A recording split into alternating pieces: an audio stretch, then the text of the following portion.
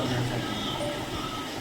सबसे पहले जो 30 तारीख को मोकामा विधानसभा क्षेत्र में जो घटना घटित हुई है, इसमें हम मृतक दुलारचंद यादव जी के प्रति शोक संवेदना व्यक्त करते हैं और इस तरह की घटना की हम घोर निंदा करते हैं। प्रशासन शासन के द्वारा अगर इस पर सावधानी बरती जाती तो इस तरह की घटना की प्रवृत्ति कभी नहीं होती।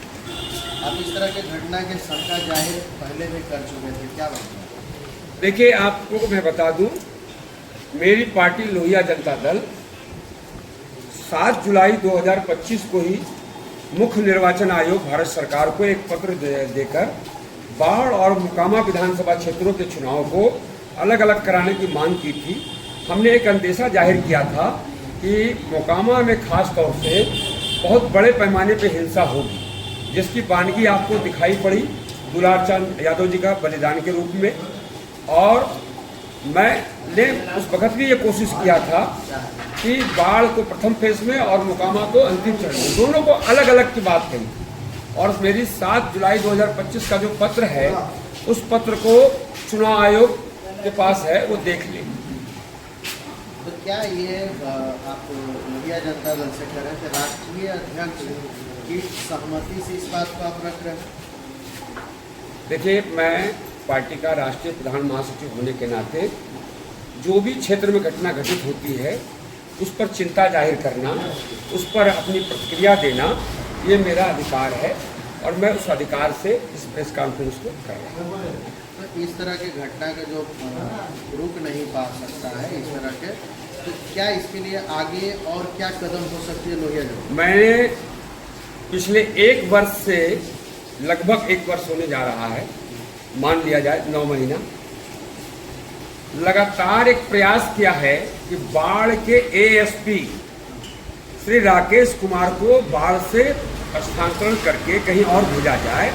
जब तक ये बाढ़ में रहेंगे ऐसी घटना की पुनरावृत्ति होती रहेगी, क्योंकि वो कानून का पालन नहीं करे। मैंने पत्रों के माध्यम से डीजीपी साहब को, अपर मुख्य गृह सचिव साहब को, गृह सचिव साहब को और माननीय मुख्यमंत्री जी को, माननीय महामहिम राज्यपाल महोदय को और इसके साथ एसएसपी साहब को और एसपी ग्रामीण साहब को, लगभग सभी संबंधित उच्च अधिकारियों के समक्ष श्री राकेश कुमार के बारे में जानकारियां दी है कि ये कानून का उल्लंघन कर रहे हैं और इनको यहाँ बाढ़ से हस्तांतरण करके कहीं और भेजा जाए। बाढ़ में किसी स्वच्छ और अच्छे छवि के अधिकारी को बाढ़ में लाया जाए। अभी भी जो है कि कार्रवाई किया गया कि जो थाना अध्यक्ष थे उस क्षेत्र के, उन पर गाज गिरी, तो पुलिस तो अपना काम कर ही रही है।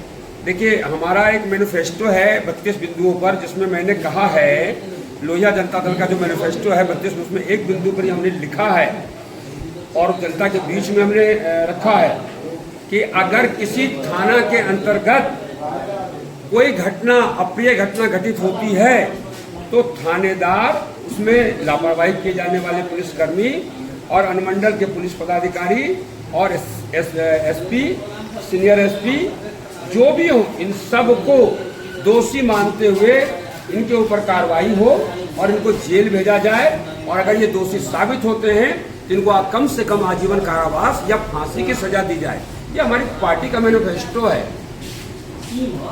आगे के जो है कि राजू चंद्रवंशी जी के क्या जो है कि रहेगा?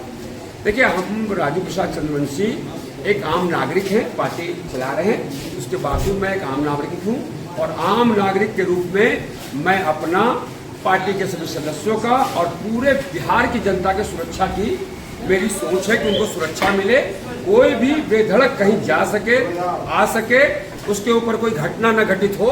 अगर कोई घटना घटित होती है तो मैंने अपने बिंदु में कहा है कि प्रशासन के ऊपर इस तरह की कार्रवाई होनी चाहिए। मैं उस पर आपने जिस तरह की शंका जाहिर किया था जुलाई में, उस तरह की घटनाएं घटित हुई, क्या आने वाले समय में वोटिंग के दौरान भी इस तरह की घटना की आशंका है आपको?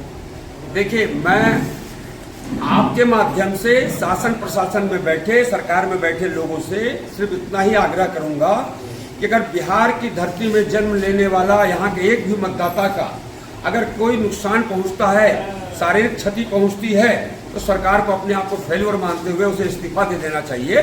समस्त बिहार की जनता की रक्षा करने की जिम्मेदारी हमारे प्रदेश की सरकार की है और शासन प्रशासन के लोगों की। अच्छा, इसी बीच में दुलारचंद यादव की सब यात्रा निकाली जा रही थी, तो प्रशासन की मौजूदगी के बावजूद भी उपद्रव किया जा रहा था, प्रशासन को खुला गाली दिया जा रहा था, विधायक प्रत्याशी को गाली दिया जा रहा था, जाति सूचक शब्द से गाली दिया जा रहा है। क्या ये सही है? मैं इसमें मेरे संज्ञान में ऐसी कोई घटना नहीं आई है। पूरा वायरल वीडियो है सर। मेरे संज्ञान में मैं बहुत ज़्यादा वीडियो नहीं देखता हूँ, मैं न्यूज पेपर वगैरह देख लेता हूँ और मेरे संज्ञान में ऐसी कोई घटना नहीं है। अगर इस तरह की जानकारी घटना होती है उसकी निंदा करना, उसे कंडेम करना एक पार्टी के राष्ट्रीय महासचिव होने के नाते ये मेरी जिम्मेदारी है। अच्छा, जिस तरह की माहौल क्रिएट है मोकामा विधानसभा में, क्या लग रहा है कि आने वाले समय में यह कैसा रूप लेने जा रहा है?